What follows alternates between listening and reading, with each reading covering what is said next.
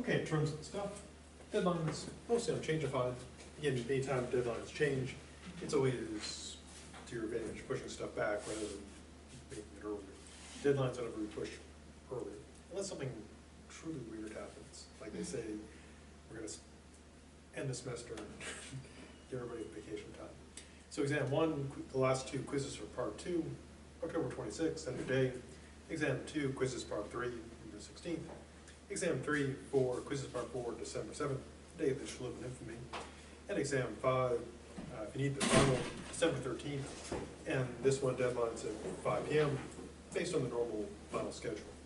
For the paper, if we wish to do a draft deadline November 9th, +5 deadline, end of day.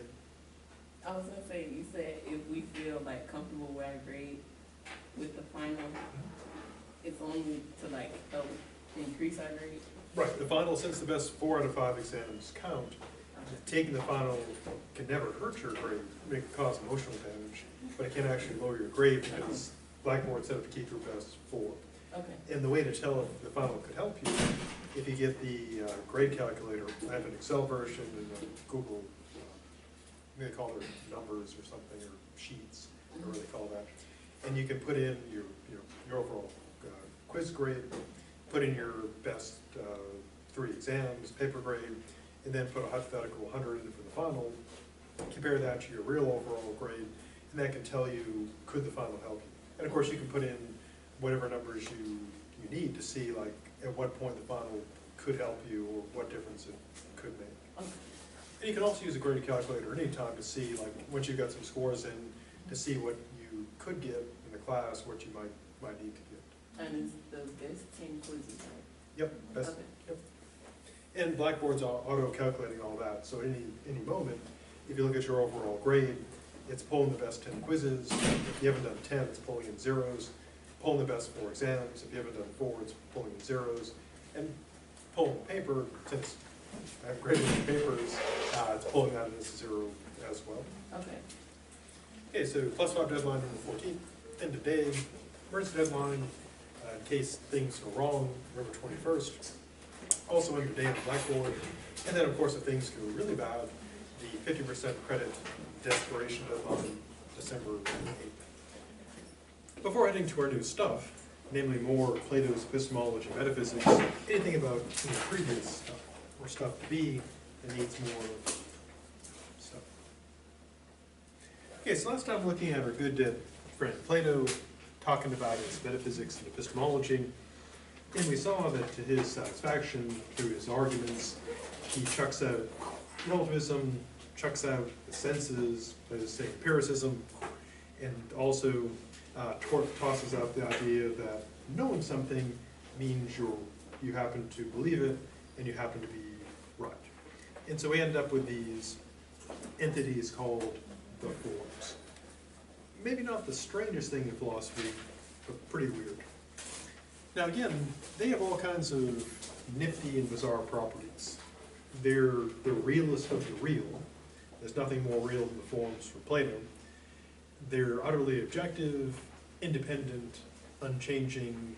They're also, as we saw, eternal. So they've always been, always shall be. Now, their weird quality is, of course, they're not in space or time. Now, this used to be even weirder back before, physics started talking about multiple dimensions and so forth.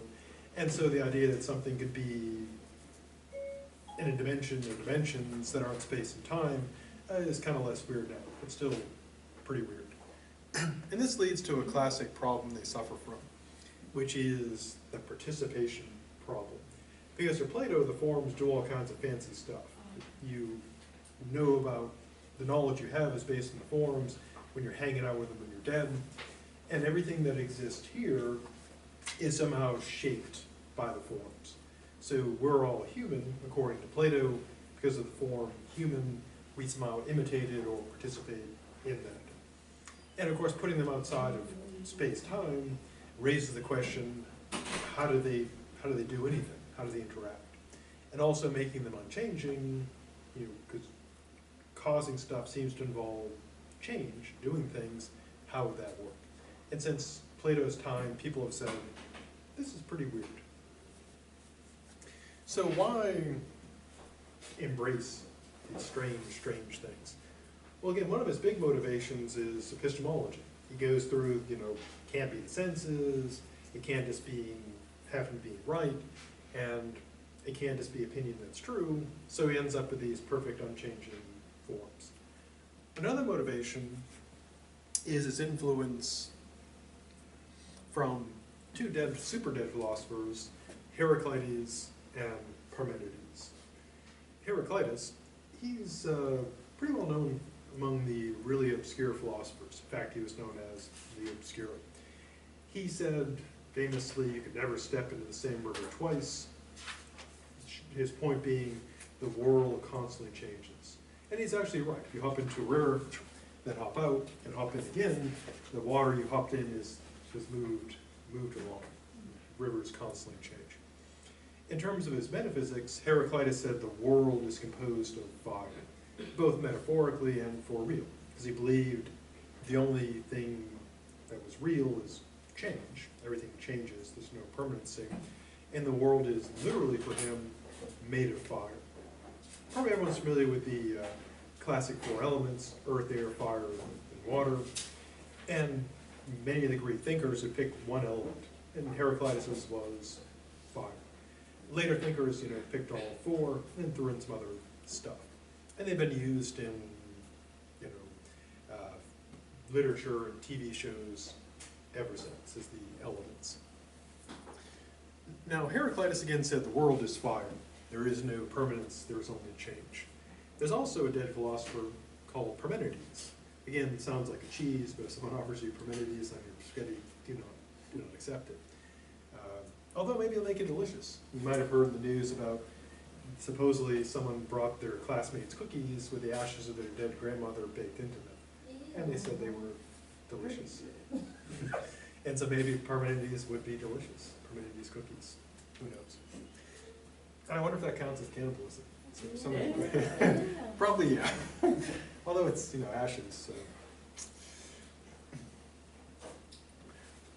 But Parmenides said that there is no change. The seeming change that occurs is but an illusion. The world is unchanging. And it doesn't mean this like same, different day, same crap type of deal. It means literally there is no change. There's just the illusion of change. And of course one could say, well, if you got the illusion of change changing, that's real fake change. Now, one of his students, Zeno, became really famous for many paradoxes in which he tried to prove the seemingly impossible. And it created a lot of interesting logical puzzles. Now, Plato was influenced by both, that the world is fire, the world is unchanging, and so he ends up with a Platonic compromise. This world, the world we live in, is the world of fire, the world of individuals, as say, particulars. It's changing, imperfect, the object of opinion, and it matches up with what we experience, imperfection, change. Then, from Parmenides, he gets the world of the forms, the perfect reality. Now, in metaphysics, when you do the problem of universals, you divide reality up into particulars, and we're all particulars. All the stuff we encounter here is a particular, an individual. Backpack, expo marker, folder, human, shoe, etc. And for Plato, he came up with this notion that reality comes in degrees. Now, normally think of things being like real, like stuff here, and not real, like ghosts and vampires and werewolves. But thinkers like Plato and thinkers that followed him said there were degrees of reality in the world. And we saw this with our good dead friend Thomas Aquinas. So these forms, which are utterly, infinitely perfect, they cause the particulars here. And again, if you ask the question, why are all cats cats? Why are all blue things blue? Plato would say because the form, causes them. They imitate and participate in them becoming what they are. And so there's this resemblance. Now there are degrees of participation. So if you have, something that's very beautiful, it's like, crudely put, got a stronger signal to the form of beauty. If something is like ugly, it's got a weaker participation, a weaker signal. In addition to being stuff that we know about and making things what they are, they also group things. So again, why is the backpack a backpack? Plato would say, oh, a backpack, you know, it's somehow uplinking to it, however that works. So with the beauty, the form would be beauty and like a particular would be a person? Yeah, beautiful person, or ugly person who has little beauty. Okay. Yeah, and so going with the signal metaphor, you would have like it being transmitted out somehow, and a person, like if a person receives a lot of beauty somehow, they would have more beauty. But as we'll see, everything here is still not perfect. It always falls way short of the form. So even the most beautiful person is still not perfect beauty. But on the plus side, no one's perfectly ugly. So there's that.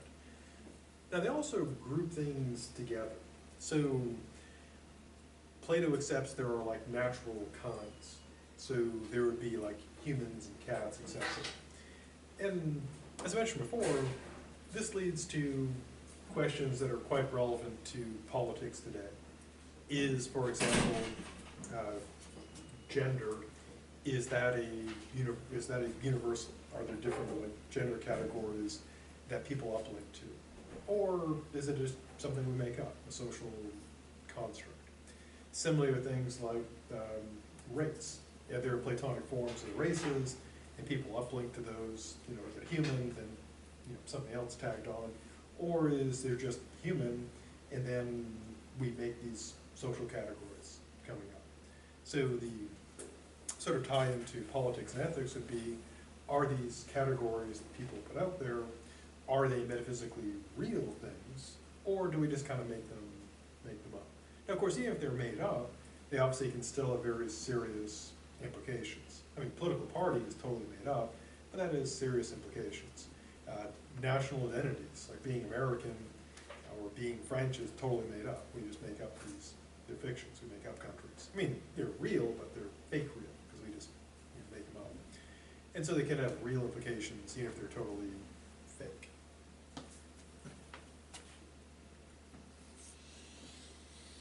We now head towards Plato's famous line, and his very famous Allegory of the Cave, which was probably best presented in the movie The Matrix, the 1999 classic, which essentially is a combination of Plato's Allegory of the Cave with Descartes' First Meditation, with, of course, guns and explosions. Now, heading towards these, Plato lays out his view once more of the epistemology, metaphysics behind the forms. And he notes that when you're talking about stuff, we talk about the beautiful and the ugly, he says, in the case of beauty and ugliness, each one is one thing, because beauty is not ugliness, ugliness is not beauty, so they make two things. And of course, by blending together, you can think of it metaphorically like paint, they blend together, creating the many things here. So you would have perfect beauty, and I guess you have to have perfect ugliness as well. But then here, things participate in degrees. Now, one way I guess to go for it is say, well, ugliness is not like a form, it's just getting less beauty. And one critic of Plato brought up that problem. Are there forms of things like ugliness?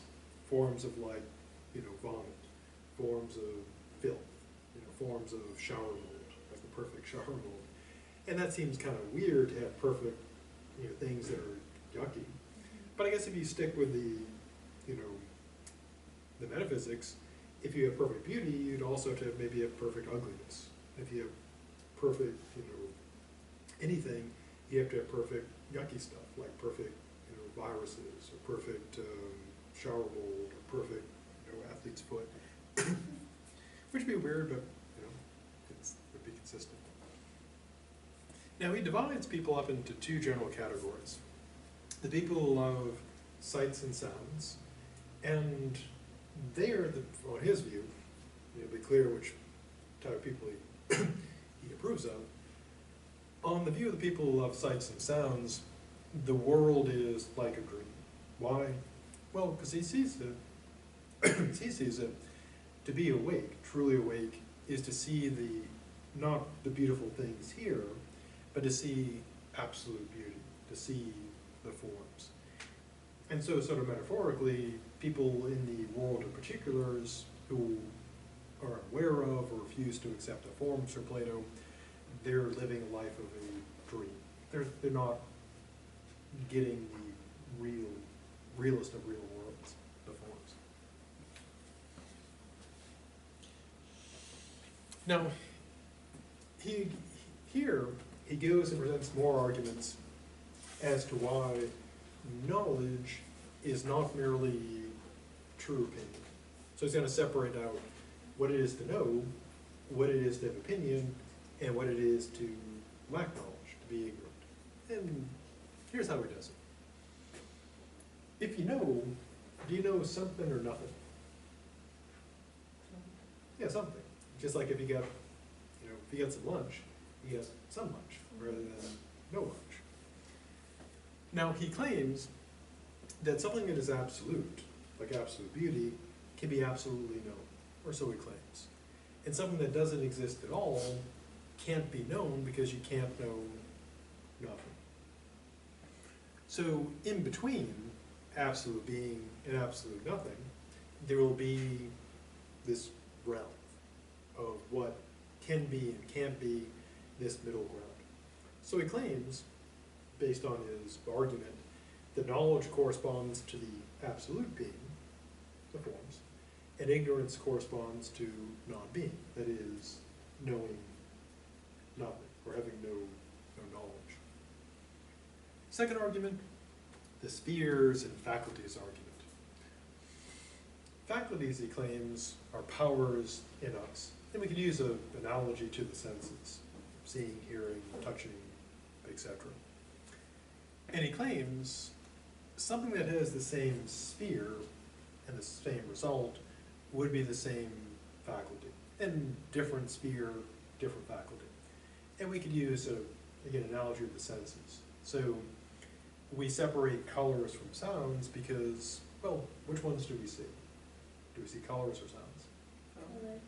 Yeah, colors. Although there's a condition where people can see sounds, see like visual impacts from sounds, and can like hear colors and stuff, the auditory results from it. Basically, it's like a miswiring of the senses, which would be kind of cool, except kind of weird. There's all kinds of weird stuff with the senses. Just to give one weird example. There are people who claim that they see numbers having different colors.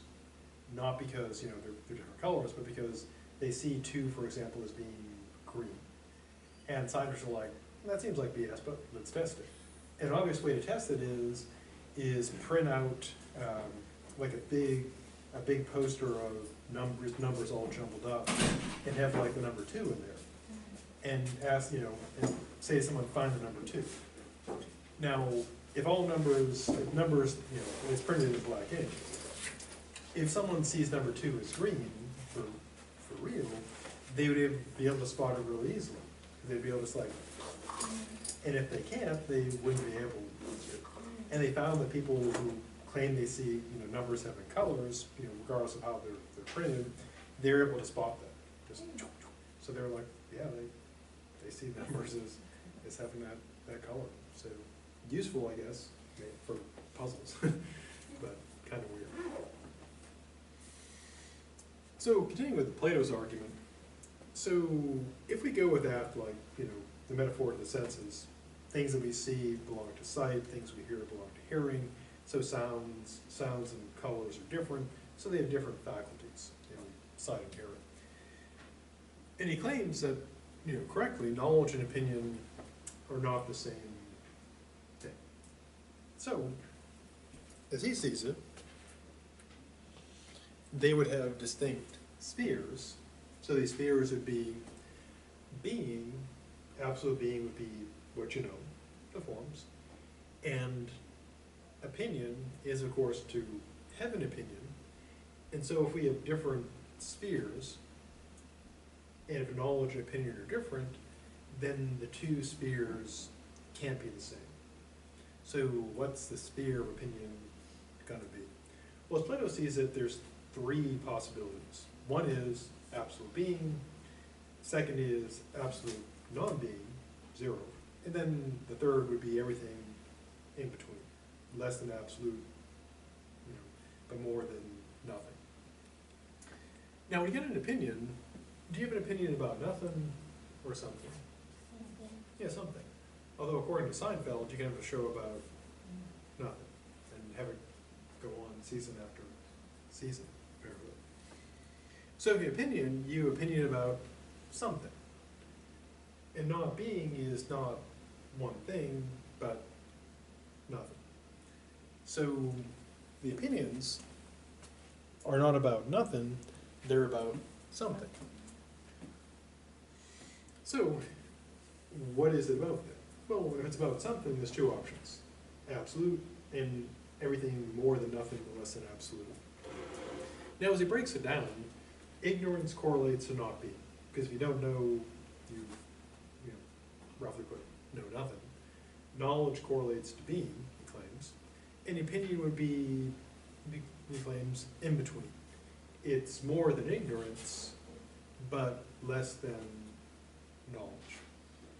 So it's the in-between zone.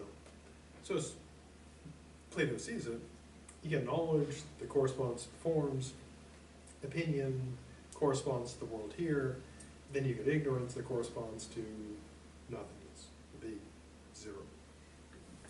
So what are the objects of opinion? Well, these things are, for Plato, the things here that are blended.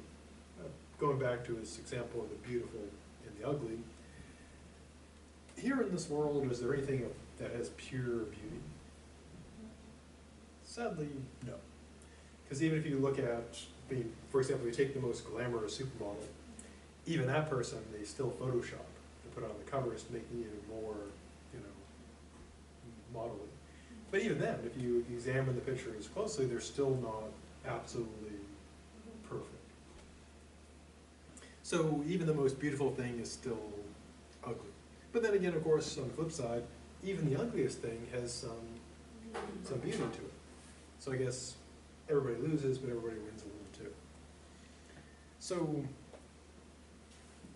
the ideas we have of the many things, you know, people, objects, paintings, etc., would be sort of halfway between nothing and absolute being. So as he sees it, what we think about stuff here is opinion and not knowledge. So one implication is we can't have any knowledge of the stuff here, just opinion. And critics have criticized him for that. So for him, two types of people. People who love wisdom, philosophers by definition, and those who love opinion. And as he sees it, the lovers of opinion have opinion, but they don't have knowledge. They only see the many beautiful things, but they don't see the absolute beauty. So basically he's kind of ripping on the empiricist, who think that, you know, what we see here is the real stuff. And Plato says, no, there's something more real than that. So for him, the many things, the beautiful things, the ugly things, we see them, but we don't know them. Sounds almost like kind of like Zen-like, or a riddle. What is seen but not known? What is known but not seen? And the absolute stuff, they're known but not, so that's the answer to the riddle. The forms are known but not seen. Or so he claims. Again, just because he's Plato and he's super dead and super famous, doesn't mean that he's right. So how do we see this stuff? Well, like any philosopher, he loves analogies. It's kind of like a requirement. Once you get philosophy, you get your philosophy card, you have to check the box that you love analogies and provide proof, I guess, by making so. So he says the soul is like the eye, in that it needs to be turned towards this illumination to see things. Now this creates a metaphor that persists to this day. The idea that the soul perceives, and more metaphorically, the idea of the illumination. And he draws another analogy to the sun. Now for Plato, we get two realms. The realm we live in, where we keep our stuff, and then the Platonic heaven where we hang out when we're dead. Maybe we keep stuff there too. Maybe if you can't find something, maybe you left it maybe that's where the socks go. Like when you do laundry and you lose a sock, maybe they go on, maybe they're all there in the Platonic heaven. Just a big floating pile of socks. Or maybe they're like a planet somewhere, planet sock. Who knows? So the good in his realm is analogous to the sun in our realm. So the sun here, provides light and provides life and heat and warmth, etc. And in the perfect world, the world of Platonic forms, you have the good. And for him, the good is the highest form. And it's metaphorically like the sun. So just like here, the sun provides us with light, energy, warmth. It makes the plants grow, etc.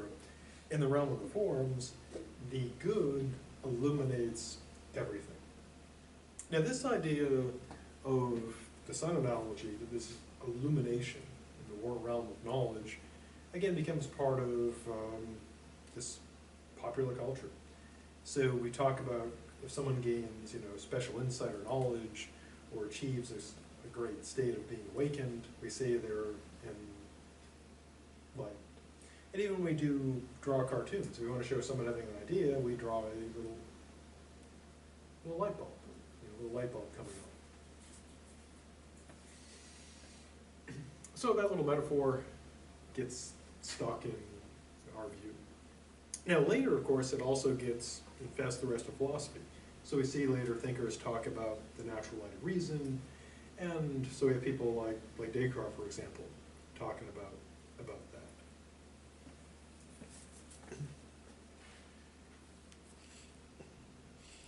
Now, Plato presents his famous line. And what the line does is it lays out both his metaphysics and his epistemology. And within the epistemology, of course, it also lays out the corresponding faculties that people have. And in his Republic, this is where they draw out the line. And what the character Socrates does is draws a line, and the divisions are unequal by intent. It's not that I'm bad at dividing up stuff. This is how Plato divides it up. They're bigger and smaller. And of course, unlike the grade scale where D is bad and A is good, the reverses. A is the worst and D is the best. So what's the lowest level of the line? Again, the line shows for Plato, it's a map of, simple map of reality and epistemology. So the lowest level, A, we have the realm of images. This would include literal images, paintings, drawings. They, of course, would include, videos, etc. It also includes hallucinations, shadows, reflections, and all of art would be stuck in there. And for Plato, this corresponds to our imagination. We, in some cases, quite literally, like when people are imagining things or, drawing or hallucinating.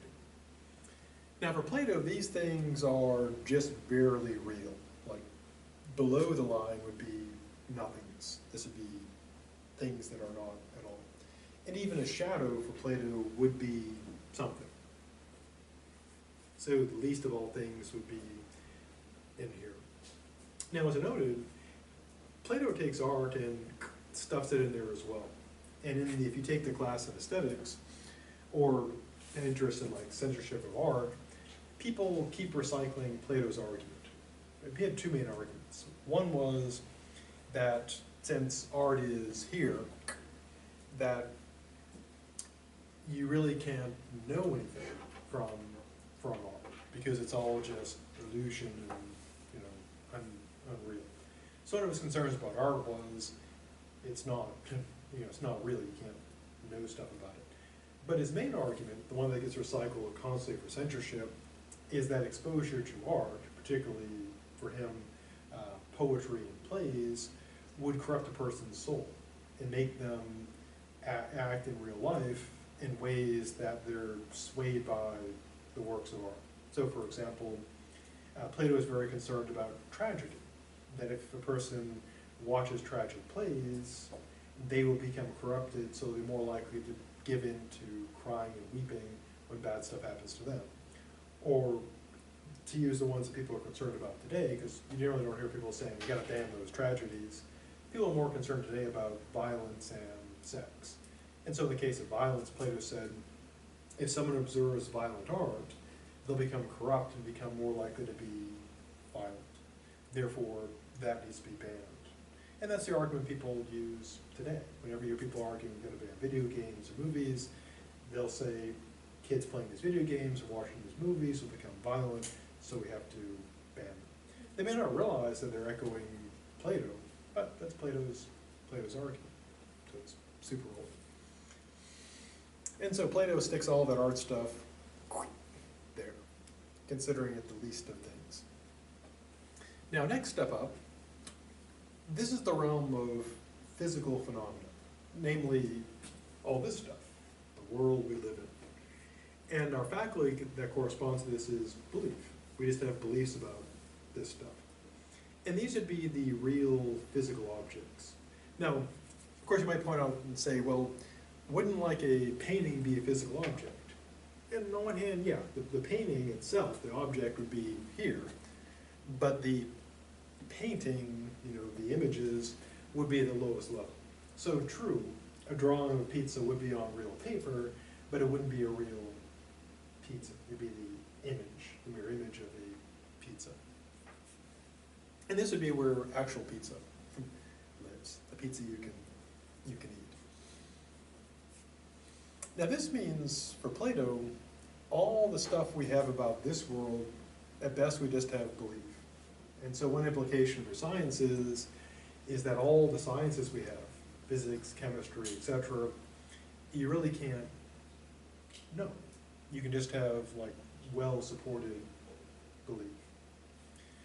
On one hand, you might say, well, yeah, that's probably true, because how can we ever be, you know, truly say we know stuff? You know, we'll see this when we get to the skeptics. But then, of course, kind of a dangerous side to it is a person could kind of misuse this and say, well, how can we know, say, about climate change or the harms of smoking? Because it's just belief, you know, so smoke away, kids. So where do we have actually have knowledge? Well, for Plato, it's levels C and D. And here's the difference. You may wonder, like, why don't you just have, like, one? Because before we had, you know, ignorance would be nothing, then you get the belief here. Why have these two divisions? Well, here's why. Level C is the realm of mathematics and logic. And for Plato, this level has a couple hallmarks. One is, this is stuff you can know. So what is the separation between C and D? Well, here's a separation. On level C, here's what makes C, C. First, people use symbols to do that stuff. To use a concrete example, people use symbols for mathematics and also logic. And so kind of the first thing about it is we use visual representations, formulas, equations, etc., mathematics, geometry, logic, computer programming to do this stuff. The second thing is it's done in steps. You proceed by reasoning step by step to get your result, like a geometric proof or proof in logic or mathematical proof or a calculation. But he claims these are things that we can know, so we can know stuff about geometry, mathematics, logic. They're not just opinion, they're the real So then, if this level is hallmarked by, we use symbols to talk about it, so in Plato's view, behind the symbols, there'd be real stuff. There'd be like the form of triangle, or there'd be like, out in Platonic heaven, I guess the logicals or something. Not like the Incredibles, but the logicals, which was a movie that was pitched, but it didn't get greenlighted because it was about people who sat around talking about logic. Not a lot of toys, not a lot of toy options there. So what's the highest level? Well, for Plato, this is the realm of the forms, or sometimes called the ideas. And at this level, what is used is, for him, what's called rational intuition. So how does it differ from level C? Well, first, we don't use symbols for this. Secondly, we don't go through steps to prove it. So then, how do we know? Well, for him, he claims we use rational intuition. We see the truth. I mean, one clear example would be when we're hanging over the forms, with the light of the good shining upon them, we just see them. Now, this level is clearly comprehensible. I mean, because you can take a class in geometry, logic, mathematics, etc., and learn how to do all the proofs and show, going step by step, yep, definitely true, or definitely correct. But this highest level, which deals with forms like justice, etc., you just have to see the truth. There is no formula, there is no steps of proof. And so one of the problems is, that haunts this to this day, is how do you tell when you're just seeing the truth and being illuminated, and when it just really feels like you really want to believe it, or more externally, how do you know when you're just like crazy and hearing, you know, voices in your head telling you that this is absolutely true? And unfortunately, since the time of Plato, no one's come up with a definitive way to tell the difference between, you know, seeing the truth and just feeling really strongly about it, or again, in the more extreme case, just being totally, you know, psychotic. And philosophers since the time of Plato have tried to work this out. You know, it would be great if we had like a light of natural truth, where you could just, you know, shine your inner light on it and see, yep, you know, kind of like when they use the in CSI, you know, they take around the black light and shine it around the place looking for, you know, blood stains, etc. It'd be great if we had that ability and could just shine a light on things and say, yep, true, nope, BS. That'd be super useful. Although it would make life difficult for some politicians. Well, let's say all politicians. But unfortunately, we don't really have that, because things that we feel really, really strongly about being true are often totally wrong. So, thanks, Plato, for ruining everything forever. Okay, before moving away from the line to the allegory of the cave, anything about the line that needs more line? Now, this has been influential, of course, to this day. Again, his view of art still fuels arguments for censorship. And every time we have a school shooting, someone brings up, oh, they play video games, you know, we've got to stop those video games before we have more shootings. Because clearly the problem with violence is people playing video games. What else could it possibly be? Only in video games, we would never have any violence. But wait, we had violence before video games. Oh, we'll just ignore that. And then, of course, the idea that we can't be sure about, you know, stuff in the physical world, and then the, you know, belief that mathematics, geometry, logic, etc., is completely reliable, and then this notion of just seeing the truth somehow. And so all these things have stuck around for a couple thousand years.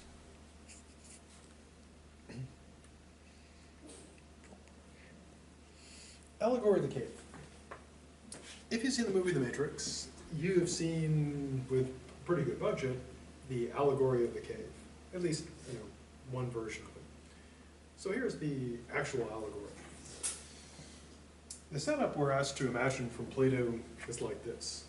Imagine, if you will, a cave. And so in the cave, or we could use, if we wanted to modernize it, we could use the allegory of the classroom. So imagine we'll use the classroom as an illustration. Now, in Plato's version, they didn't have projectors, but he probably use them today. What was happening is there's people in these, basically chained to chairs. So they have to look straight ahead, and there's dark and cave. And behind them is a wall, in case they turn their head around and look. And behind the wall are people walking, holding on, sticks, holding various objects. And behind them is a fire that casts light upon the wall. Now again, what Plato is envisioning is what today we could use, obviously, like the metaphor of the projector, where the desk and the people in the desk are like trapped in this room, the cave, and being projected on the screen by the projector are these images. Now Plato then asks us to imagine that someone somehow breaks free of their chains in the cave, because the chains are old and rusted, or they're just very clever or very strong, and they slip free. They look around and they see they're in a cave. They look back and see the fire back there, hop over the wall and investigate, see the people there walking with the objects on the sticks, and then in Plato's story, they see the exit, and they scramble up to the surface. Now initially when they get to the surface, of course, their eyes are only used to the darkness of the cave, with only the light of the fire and the shadows on the wall, so they have a hard time adjusting. But eventually, according to Plato, their eyes adjust, and they're able to stand the full light of day. They are free from the cave. Now, Plato then asks us to consider what would happen if someone returned back to the cave. And what he's basically doing is foreshadowing the death of Socrates. That if someone came down into the cave, they would, like a person coming from bright light into a dark room, would be blinded, so they wouldn't be able to see. And of course, if they, again, more foreshadowing, if they were forced to battle in a court of law, they'd be at a disadvantage, because they would have knowledge of true justice, and they'd be trying to battle, these shadows and illusions of justice. So they would seem foolish. And if they tried to free people in the cave, again, more foreshadowing, the people would not be grateful, and would probably try to kill the person trying to free them. And of course, since Plato, writing the Republic, knows what happened to Socrates, it's perfect foreshadowing, because it's foreshadowing after the fact. He knows what happens. So what's going on in the allegory of the cave? Well, it, not surprisingly, matches up with his line. So here's how it breaks down. When people are in the cave, this is the world of appearance. And this involves, when people are looking at the shadows, and we can use the metaphor of the screen. This stuff projected upon the screen is just illusions. It's not real. And so the people in the cave confuse the shadows and sounds with reality, but it's not real. And so for Plato, this is the lowest level, level A, the realm of the imagination. Now, in the case of using the matrix, which basically just copies this, would be people in the matrix, where everything seems real to them because it's a virtual reality. They have no idea that it's not real. Now, the next level up, when the person is loose in the cave, this corresponds to level B, namely the senses, and the metaphor, the fire is metaphorically like the sun, and this is when the person who's loose in the cave realizes that something is up, that the things being projected on the wall are shadows and illusions, that it's a deceit. Connecting this to the movie The Matrix, this is the part where Neo has been told that, the part where Morpheus and others are telling him that the world is not real, that it's this virtual reality, that's an illusion. And so this would be the realization that what was seen before is just shadows and illusions. Then, of course, in the next step, the person busts out of the cave. And in the movie, The Matrix, this is the part where they bust Neo out of the little tube he's kept in. He gets dumped into sewers, which were surprisingly clean for sewers, and they scoop them out and bring him aboard the Nebuchadnezzar, the hovercraft thingy thing. And of course, in one of the lines, he asks Morpheus, "Why do my eyes hurt?" And Morpheus says, "Because you've never used them." His idea being is that in the Allegory of the Cave, the person is out of the darkness and for the first time being exposed to the true light. Now, as I noted at the start, the person can't directly look at the sun, stand the light of day. So looking at things, by the light of the moon and reflection. And in Plato's system, this is a level of doing, mathematics and logic and so forth, using the symbols and the steps, without being able to, directly see the ultimate truths. Then the final step, going up to level D, this is being completely free. Namely, seeing with a rational intuition the good, being able to stand metaphorically the light of the sun, and non-metaphorically the illumination of the good. And that would be full liberation. Now this allegory, of course, has been hugely influential. As I noted, the movie The Matrix basically takes this and, essentially takes Descartes' evil demon, which we'll look at later, sticks it together with the Allegory of the Cave, and gets the Matrix. Also, of course, we talk about people escaping from the shadows of ignorance into the light of knowledge or enlightenment. And so very influential. And also people who look at the education system can see this is pretty much a map of it. We're taught deceits early on, then we're taught things that are also, maybe true sciencey stuff, but still deceits. And then you gotta break free of the shadows and illusions, the control, break free of the chains to see the truth of things. And so a great allegory. Also great for Hollywood, because it made some serious bank on the Allegory of the Cave.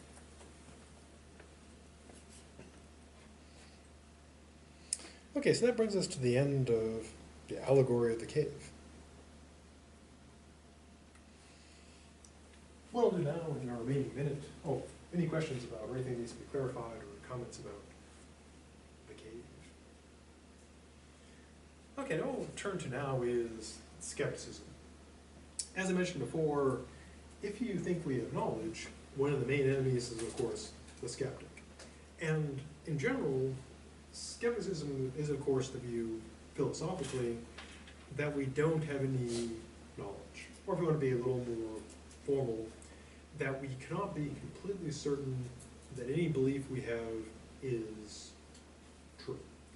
Now, a careful skeptic doesn't say that they know that we don't know anything, because they know something.